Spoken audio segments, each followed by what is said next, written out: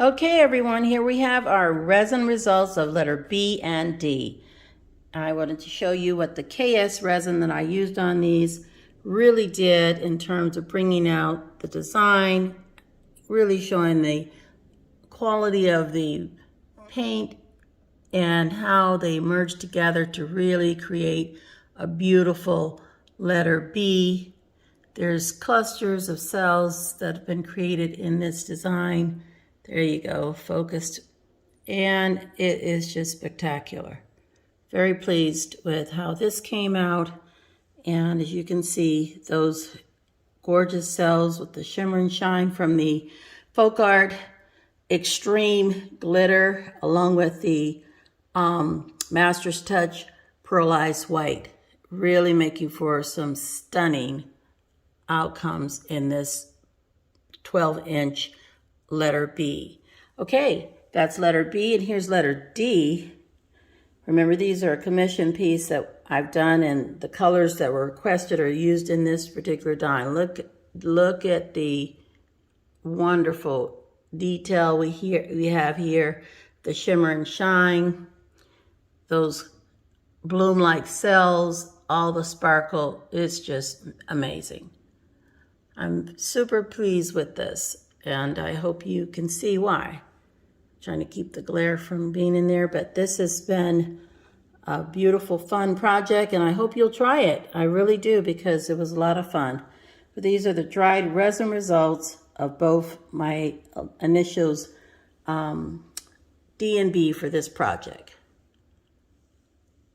All right, let me know what you think in the comments. We always appreciate your feedback and look forward to always having you join us. Until next time, keep loving your art, and we'll be with you next on the next video. Bye now. Hello everyone, this is Anita White with Love Your Art, and we're back today with another video. And we have a special treat today because we are going to be doing some resin.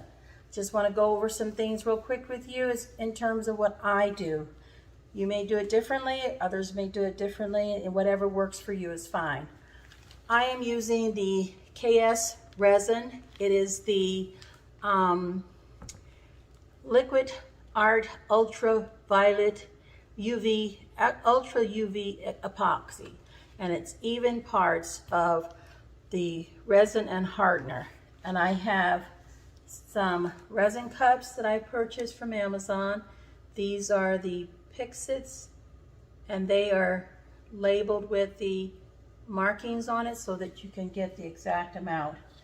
So I have taken my resin, and you can see I have a letter R. I think you can see a letter R for the resin. I mark on the cup, and the letter H, so that I can keep those separate. I also use a respirator, which is really important to keep in a well-ventilated room, or if you're in a very well-ventilated room, you may not need to use one, and it depends on the type of resin you're using. I have extra cups, which I'm going to use to pour out the resin once it's mixed. I'll be mixing it in a larger container. Sometimes I use a 16-ounce cup once the two are put together. I have a timer, which is used in critical for use in terms of getting this done. I have the long stem toothpicks. If I need to pick something out, I don't want to use my metal toothpicks. I have rubbing alcohol, which is also useful to wipe your hands with and to clean up areas that need to have the resin removed. I use a spray bottle of alcohol as well, so if I'm using a silicone mold that I'm using resin, I spray alcohol onto that mold to get the air bubbles out. Real important, I've learned that I need to use a plastic apron, and that's what I'm wearing now, is a plastic apron, because the resin can get on you and it'll ruin your paint apron. So I have that. I have some Clorox wipes as well to help clean up, along with paper towels to help with this process. So I also use a heat gun, which is what I'll use most of the time to get the air bubbles out, but you can use a torch. Some people use a torch as well. I also have a lamp available, a craft lamp, so that I can see, make certain that I've gotten all the areas I need taken care of. Now today I'm going to be using a mask because we're doing a video and I have a well-ventilated room. So we are going to get started. I also have stir sticks I want to use for my resin. Now, given that I need for this particular project, I'm going to be doing a heart, and I'll show that to you closer once we get started. But I'm going to put in my hardener first into my cup here. Let's move these aside. And this is 8 ounces of hardener. I have double gloved my hands so that I can remove gloves when I need to and have another set already on. Now, resin is important to know the instructions for, and my particular resin requires about 4 minutes of stirring. You want to definitely get all the inside of the resin out from the stir stick as well as from the inside the cup. That is the hardener, and I'm pouring my resin into the hardener, which makes it a lot easier to mix. I'm going to get it all out so that you have equal parts. Once you have it done, you want to go ahead and set that timer to 4 minutes so that you start stirring and you can count the time accurately. And that timer is really, really important. In fact, for me, all the pieces that I've shown you are critical to the resin process. Most important is to know your environment, because you need to have a temperature that's conducive to your resin, what it requires, as well as a well-ventilated room where you can feel free to operate in safety for your own health. So we're starting with 4 minutes on our timer, and we're going to begin to stir, making sure we get all the sides and the stir stick wiped off. Kind of stirring in a simple but slow fashion so that you don't create additional air bubbles, even though it's going to create some. But the most important thing is to stir according to the timer and to allow your stir stick to be wiped off several times during this process. But this is to mix it up very well.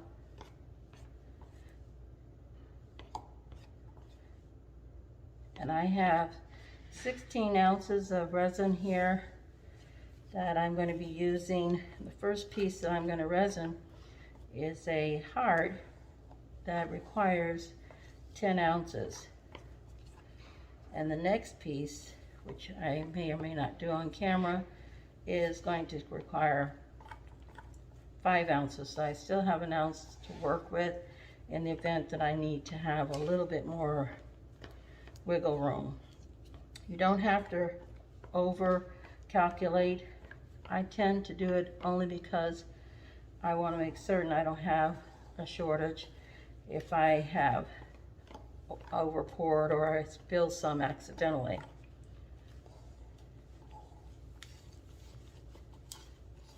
You want to keep this stirring going for the full 4 minutes, cleaning up the sides and the bottom as you are stirring, as well as the stir stick.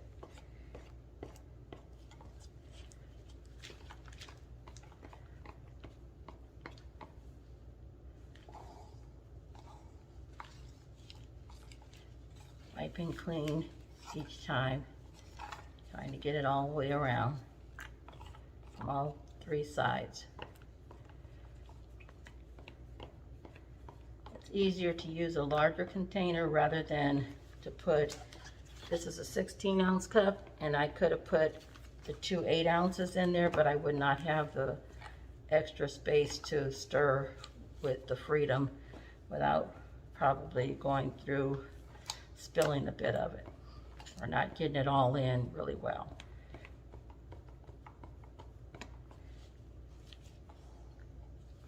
It's also important to know what your product requires, whatever you're resining.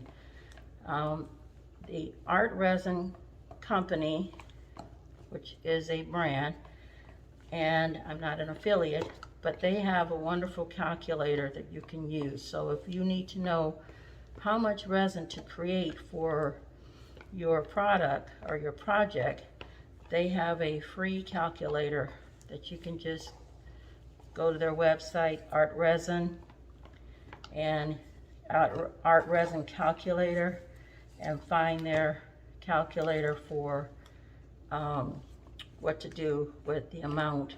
Just type in the amount of what your parameters are, and in terms of what your canvas or product you're working on requires, and it gives you an automatic calculation for how much resin you're actually going to be using or needing. And in my case, I have 10 ounces or about that are needed for the heart that I'm going to be doing. So I have 16 ounces here, and 5 ounces are needed for the round that I'm going to be doing. And there's our timer.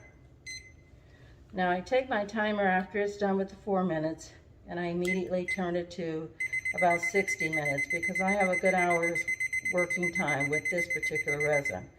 You need to check your resin because not all resins go that far in terms of their curing time that you have before your processing time before curing. So I'm going to just take what we have by way of resin here and my plastic cups, because you want to separate it. If I left it in this container, it would start to cure, meaning it would start to get very warm, which means it is going into the curing process.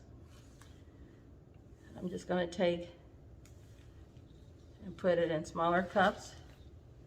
That slows down that process.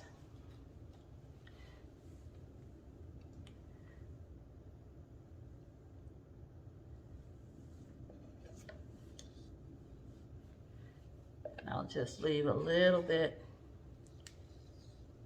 of resin in this container, should I need it. Okay, and we're going to turn our attention now to the project that we'll be working on. So over here, we have a 20-inch heart. Let's get closer. See if we can get a little bit closer. 20-inch heart, which we're going to be using our resin to do. Let's see. Now, I'm going to go ahead and take what I do, and that is I pour out the resin, usually trying to go to the outside first.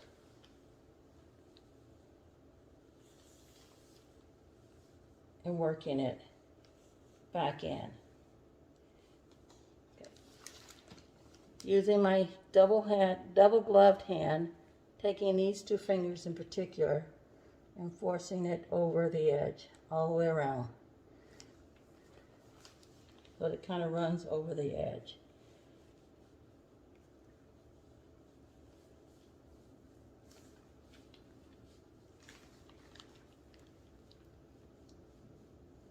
I want a nice, smooth, crisp edge. I don't want a sharp edge. I want to know my resin has gone over freely. And then I'm going to take my hands around, my 2 fingers around, and make sure that I have a nice, smooth side coverage. Whether I was using a square or round canvas, it would be the same process. Try to use those 2 fingers so that the other fingers can stay clean and keep resin from getting into those if you don't need to. Some people use their whole hand, it's a matter of choice. My two fingers can tend to have even strokes, giving me an opportunity to cover everything without getting completely a handful of resin. And I'm going to smooth this out. This resin, I think most resins are self-leveling. So it's going to come to a place where it wants to do its own thing to level. But I want to make sure I have given it plenty of opportunity to be covered completely. This is really pretty. And then I take and use my heat gun to actually pop air bubbles and make sure that we have coverage all the way around. Okay, so let's turn this light on. It helps us to see, and we'll turn on the heat gun on low.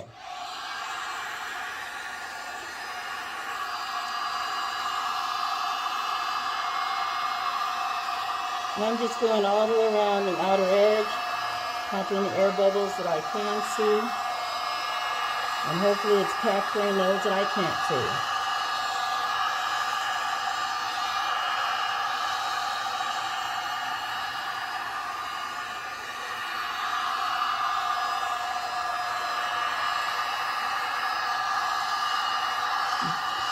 Most important is to move the heat gun, keep it moving. It is hot, and you don't want to keep it in one spot where you can burn the resin.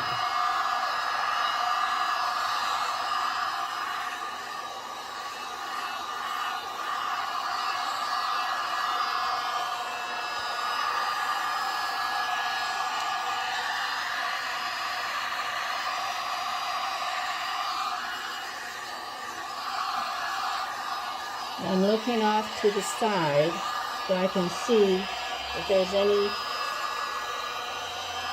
piece of lint or debris a bubble that I didn't get, or a spot that I may have missed. I want to look and be certain that I'm covering everything.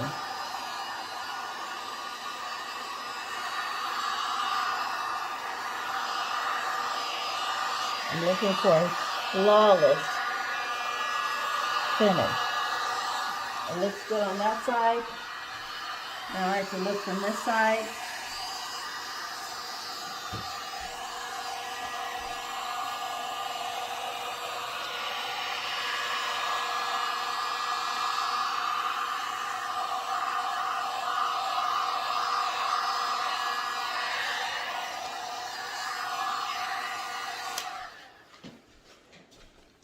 And from what I can tell, it looks fine.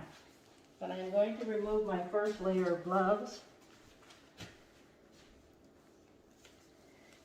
And in this case, it's because I want to use my other tool, which is my lamp, to take a good look. And I take the lamp through, just sliding it through, looking for any possible debris or air bubble or whatever might cause for a less than flawless finish. And at this moment, it's difficult to see that there is anything that I should be concerned about. I also want to check my edges because I don't want to have to put another coat on here, so I want to be sure that all around the edge I am covering, that I have smooth edges. And right here, it looks like I need to have more resin there. It's a little rough. So that's where you come back and add more resin to go over that area. Go all the way around.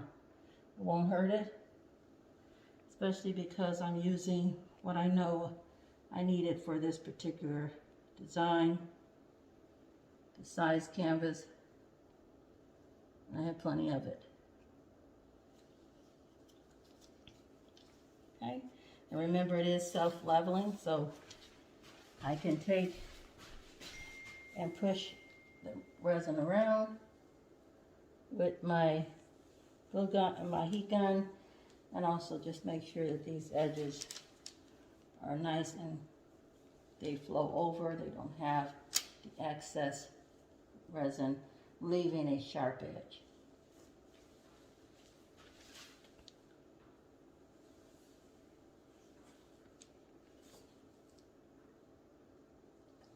And I am going to use any overflow that it's on this freezer paper that I've used. It's clean. You can only use that if whatever wiping from the bottom will do, as long as you have a clean surface, you know that you're picking up clean resin.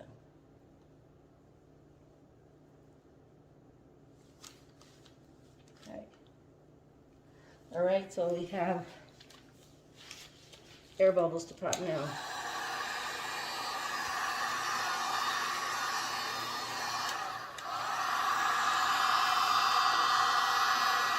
And I am blowing this on low for now, because low seems to work. I don't necessarily need to use the high setting, but it does have, this heat gun has a high and low setting.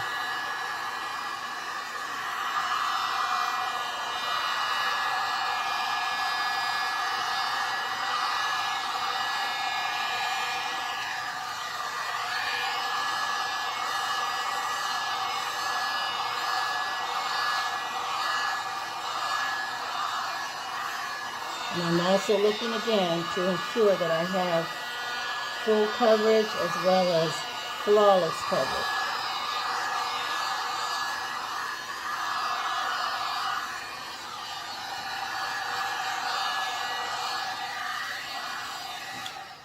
That looks really good. We're going to try to bring you in for a close-up at this point and see what that does to help bring this to rest. Using a popsicle stick to my stir stick, go around and wipe underneath. This resin is like paint. It will continue to move until it levels out. You want to get that process started by wiping underneath. I'm just going to remove the excess resin and put it in the cup. Okay. We'll do that to make sure we got it all in, all the way around. And by the way, make sure you tape your canvas or project underneath. This has already been taped. I did not take the tape off from when I actually did the original paint job. So I want you to see how this looks and how it's going to dry. Bring you in for a close-up. Just a moment.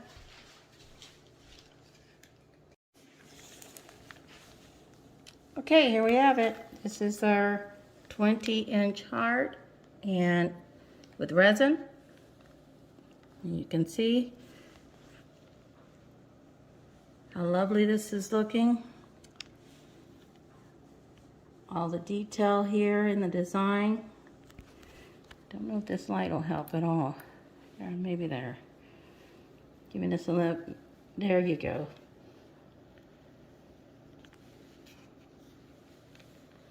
Showing it up nicely, and you want to look and see the whole heart there. On the sides.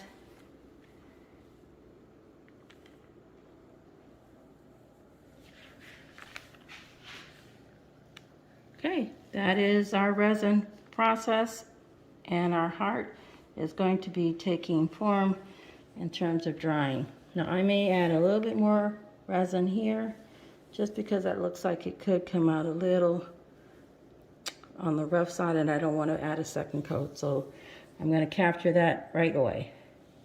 All right, here you have it, a 20-inch heart that is really, really beautiful. The details can be seen very closely because of the accent, because of the resin showing all of the highlights and accents of these colors. It gives a shimmer and shine that's really spectacular. All right, let me know what you think in the comments. Until next time, keep loving your art. We'll see you in the next video. Bye now.